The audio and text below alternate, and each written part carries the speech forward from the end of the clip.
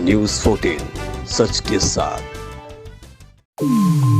खबर दिन भर की बड़ी खबरों में आपका स्वागत है। मैं हूं सैयद नकी हसन। इस बुलेटिन में देखेंगे दिन भर की बड़ी खबरें।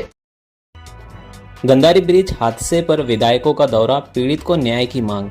20 मई को भी गंदारी ब्रिज हादसे के बाद आज भिवंडी ग्रामीण के विधायक शांताराम मोरे और कल्याण पश्चिम के विधायक विश्वनाथ भोहिर ने घटनास्थल का दौरा किया। उन्होंने मृतक के परिजनों से मुलाकात कर न्याय का आश्वासन दिया और अस्पताल का खर्च दोनों विधायकों ने मिलकर उठाने की बात कही। दोनों विधायकों ने पुलिस कार्रवाई में देरी पर नाराजगी जताई और सख्त कदम उठाने की मांग की है। भिवंडी के खंडूपाड़ा में अतिक्रमण पर कार्रवाई, रास्ता हुआ साफ। भिवंडी के खंडूपाड़ा इलाके में फुटपाथ पर किए गए अतिक्रमण के खिलाफ प्रभाग समिति 1 ने कार्रवाई की है।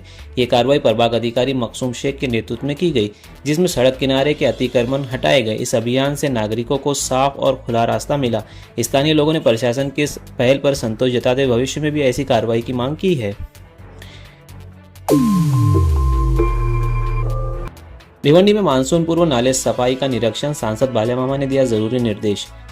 सोमवार 26 मई 2025 को भिवंडी में मानसून पूर्व नाले सफाई कार्यों का जायजा लेने सांसद सुरेश म्हात्रे ने तीनबत्ती क्षेत्र से निरीक्षण दौरा शुरू किया। इस दौरान मनपा अधिकारियों की मौजूदगी में प्रमुख नाले और जल जमाव स्थलों की स्थिति देखी गई। दोपहर में मनपा मुख्यालय में समीक्षा बैठक आयोजित हुई, समाधान पर चर्चा हुई, जिसमें सफाई कार्यों की समस्याओं और समाधान पर चर्चा हुई।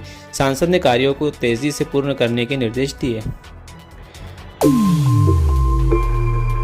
भिवंडी का राजीव गांधी फ्लाईओवर बना हादसों का अड्डा, 5 दिन में दूसरा एक्सीडेंट। भिवंडी के राजीव गांधी फ्लाईओवर पर हादसों का सिलसिला थम नहीं रहा है। बीते 5 दिनों में ये दूसरा बड़ा एक्सीडेंट है। आज शाम एक तेज रफ्तार स्विफ्ट कार डिवाइडर से टकरा गई। हालांकि चालक बाल बाल बच गया। दुर्घटना का कारण डिवाइडर पर संकेत बोर्ड न होने बताया जा रहा है।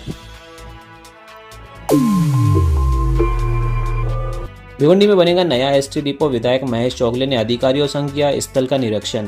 भिवंडी शहर को जल्द ही एसटी डिपो की सुविधा मिलने जा रही है। सोमवार 26 मई 2025 को विधायक महेश चौगले ने संबंधित विभाग के अधिकारियों के साथ भिवंडी एसटी स्टैंड का दौरा किया। वर्षों से लंबित इस मांग को लेकर MSRTC ने सार्वजनिक खासगी भागीदारी PPP तत्व पर निविदा प्रक्रिया जारी की है।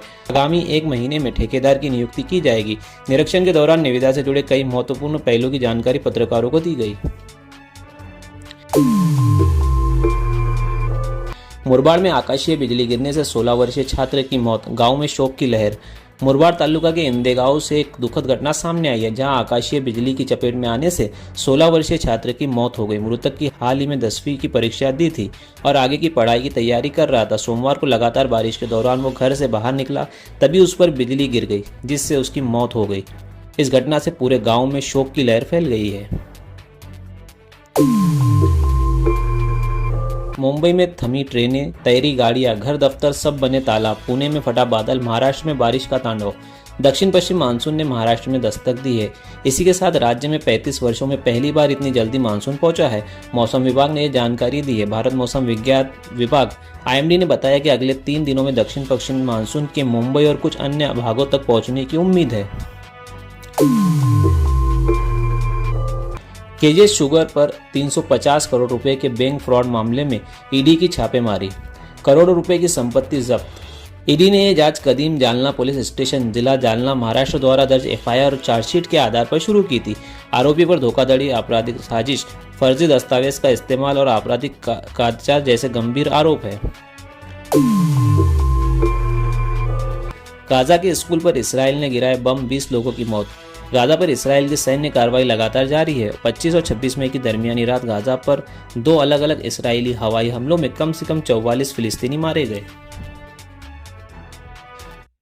वीडियो को लाइक करें, कमेंट करें, शेयर करें। न्यूज़ 14 यूट्यूब चैनल को सब्सक्राइब जरूर करें। Thank you.